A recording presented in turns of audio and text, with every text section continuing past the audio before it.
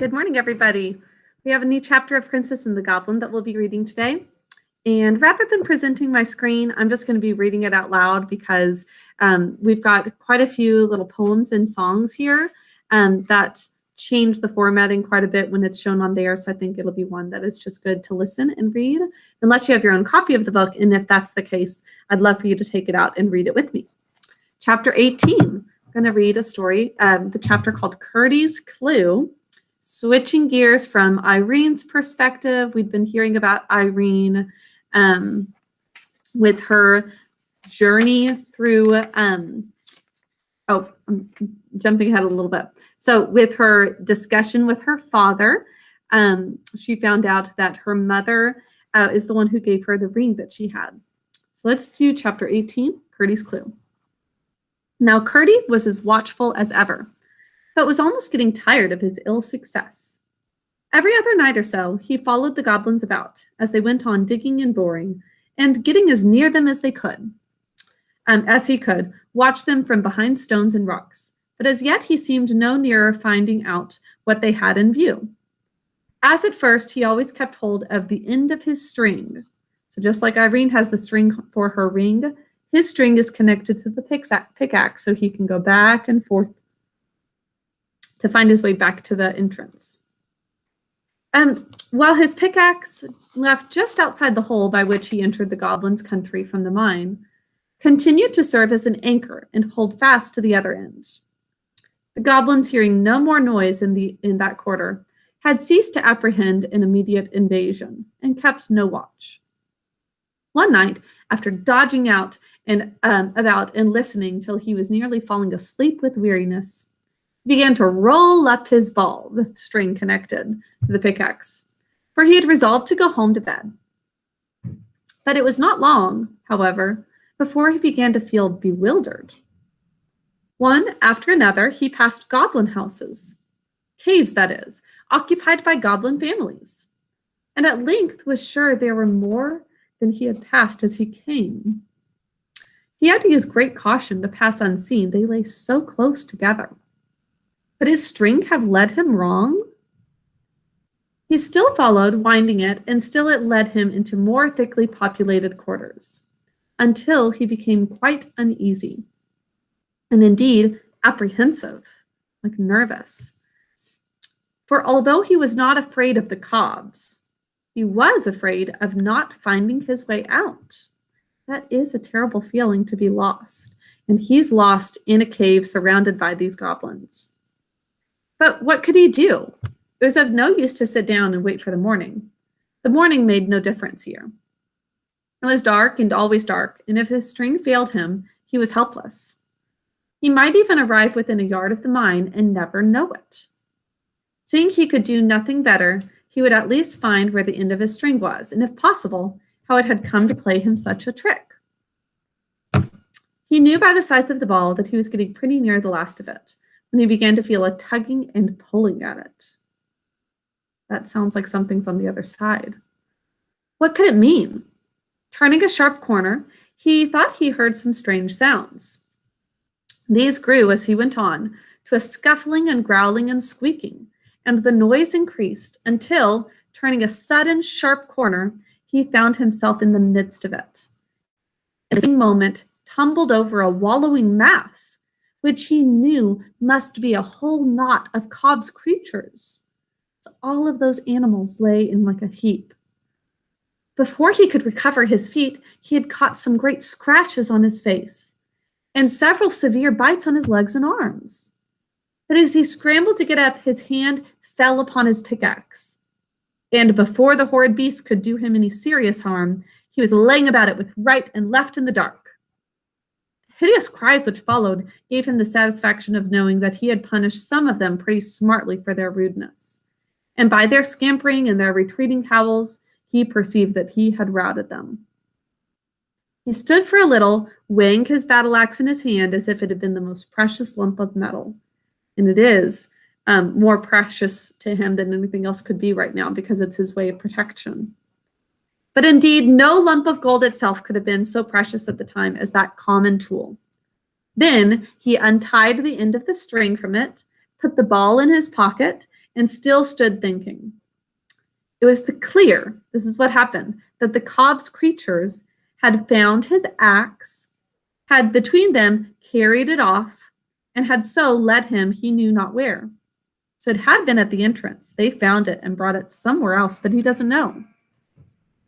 But for all his thinking, he could not tell what he ought to do, until suddenly he became aware of a glimmer of light in the distance. Without a moment's hesitation, he set out for it, as fast as the unknown and rugged way would permit. Yet again, turning a corner, led by the dim light, he spied something quite new in his experience of the underground regions. A small, irregular shape of something shining. I need to stand up for a little bit, so I'm going to move right over here. Going up to it, he found it was a piece of mica, or Muscovy glass, called sheep silver in Scotland, and the light flickered as if from a fire behind it. After trying in vain for some time to discover an entrance to the place where it was burning, he came at length to a small chamber in which an opening, high in the wall, revealed a glow behind it. To this opening he managed to scramble up, and then he saw a strange sight. Below sat a little group of goblins around a fire, the smoke of which vanished in the darkness far aloft. The sides of the cave were full of shining materials like those of the palace hall, and the company was evidently of a superior order. These are important goblins, for everyone wore stones about head or arms or waist, shining dull, gorgeous colors in the light of the fire. Nor had Curdie looked long before he recognized the king himself, and found that he had made his way into the inner apartment of the royal family. So he just stumbled into where the royal family, the Goblin King and Queen, live. He had never had such a good chance of hearing something. Look at Curdie. Instead of being frightened, he's thinking, oh, this is an amazing chance where I can actually overhear some important discussions. He crept through the hole as softly as he could, scrambled a good way down the wall towards them without attracting attention, and then he sat down and listened. The king, evidently the queen, and probably the crown prince and the prime minister were talking together. He was sure of the queen by her shoes, for as she warmed her feet at the fire, he saw them quite plainly. "That will be fun," said the one he took for the crown prince. It was the first whole sentence that Curdie heard. "I don't see why you think it's such a grand affair," said his stepmother, tossing her head backwards. "Well, you must remember, my spouse," interposed His Majesty the King, as if making an excuse for his son. "He has got the blood in him. His mother," remember who the first queen was? First Goblin Queen was a human. So he's talking about, for his son, that he is half human. "Don't talk to me of his mother," the Goblin Queen says. "You positively encourage his unnatural fancies. Whatever belongs to that mother ought to be cut out of him." So she is jealous of this first queen who has died, this human queen that died. "You forget yourself, my dear," said the king. "I don't," said the queen. "Nor you either. If you expect me to approve of such coarse tastes, you will find yourself mistaken. I don't wear shoes for nothing." "You must acknowledge, however," the king said with a little groan, "that this at least is no whim of Harelip's, but it's a matter of state policy. You are well aware that his gratification comes purely from the pleasure of sacrificing himself for the public good. Does it not, Harelip?" So this is confusing, I'm sure, but Harelip, which is a funny name for the crown prince, he wants to do something that's kind of a human side of him. But the king is saying, it's okay, he should be doing this. We don't know what it is, but he wants to do something kind of human, and the king is saying, it's okay, he needs to. "Yes, father, of course it does. Only it will be nice to make her cry." Make her cry? Who could they be talking about? I'll have the skin taken off between her toes, the prince says. Oh my goodness. And I'll tie them up together so they grow together.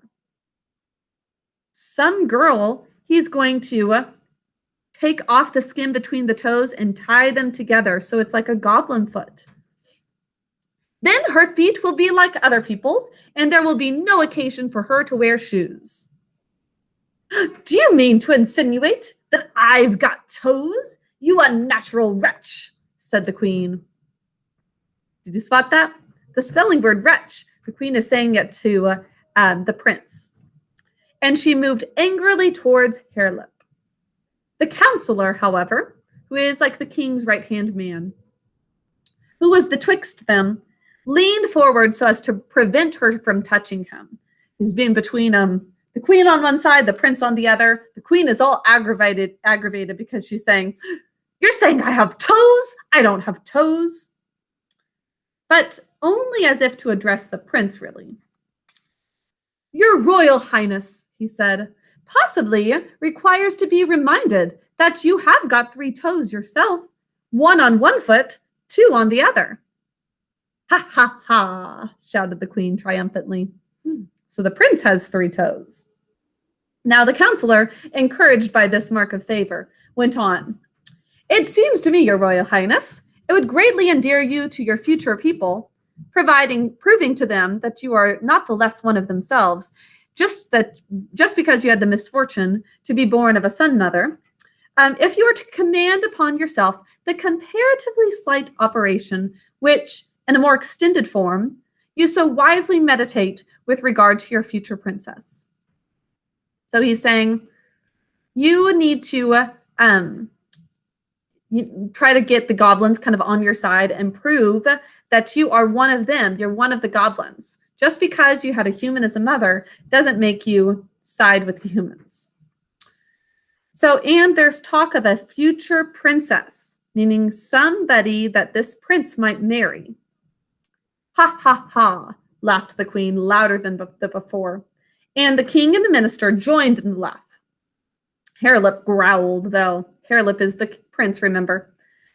And for a few minutes, the others continued to express their enjoyment of his discomfiture, meaning his discomfort.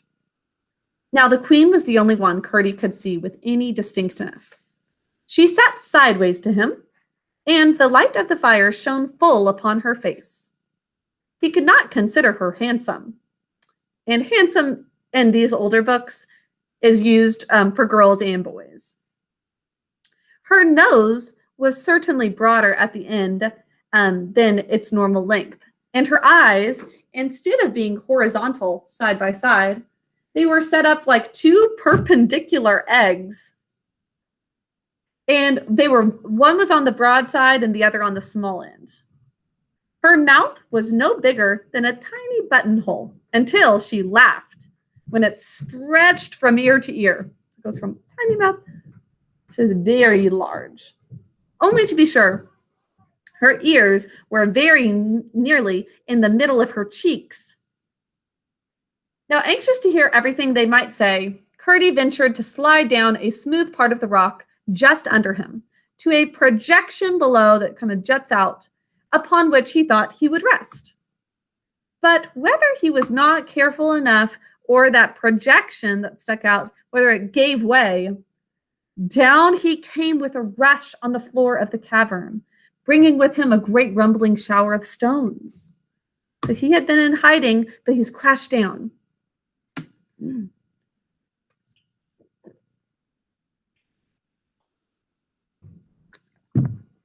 Now, the goblins jumped from their seats in more anger than consternation, for they had never yet seen anything to be afraid of in the palace.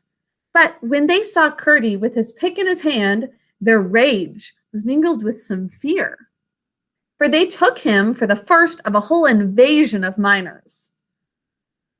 Now the king, notwithstanding, drew himself up to his full height of 4 feet, spread himself to his full breadth of 3.5 feet, so he's almost as wide as he is tall. For he was the handsomest and the squarest of all the goblins. And strutting up to Curdie, he planted himself with outspread feet before him and said with dignity, "Pray, what right do you have in my palace?" Before we continue, I'm going to show you a picture of Curdie and the goblins.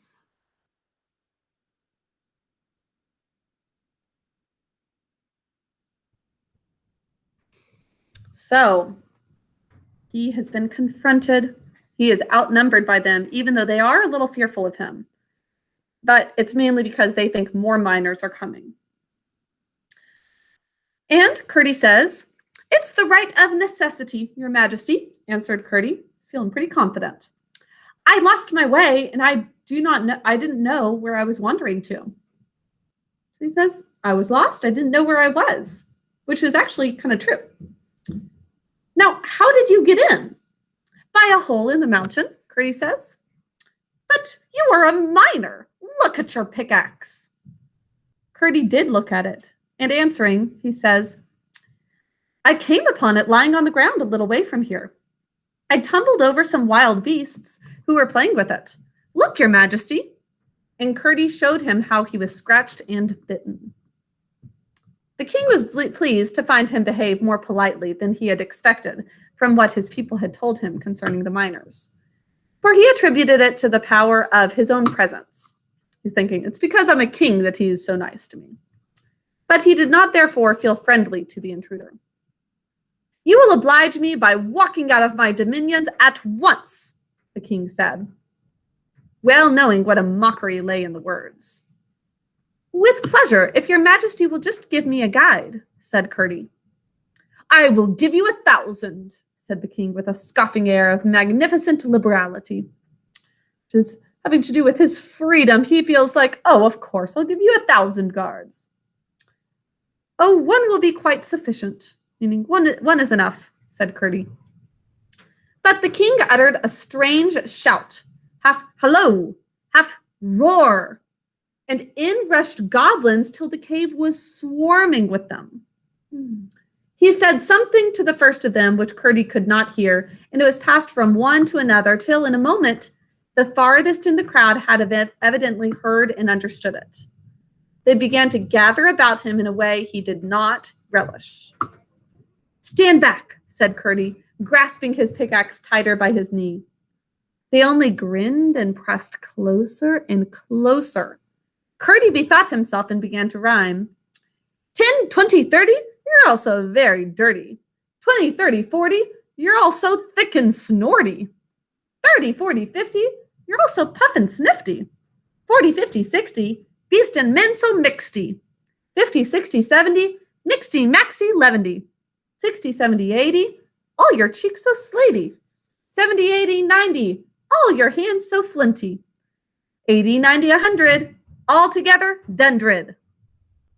The goblins fell back a little when he began and made horrible grimaces all throughout the rhyme, as if eating something so disagreeable that it set their teeth on edge and gave them the creeps. But whether it was the rhyming words were most of them not real words at all, a new rhyme being considered the most efficacious, Curdie had made it on the spur of the moment, or whether it was that the presence of the king and queen gave them courage, I cannot tell. But the moment the rhyme was over, they crowded on him again and outshot 100 little arms, or long arms, with a multitude of thick, nailless fingers at the ends of them, gross, to lay hold upon him. Then Curdie heaved up his axe, but being as gentle as courageous, and not wishing to actually kill any of them, he turned the end to the handle, which was square and blunt, like a hammer, and with that came down a great blow on the top of the goblin heads. Hard as the heads of all goblins are, he thought he must feel that. And so he did, no doubt, but he only gave a horrible cry and sprang at Curdie's throat.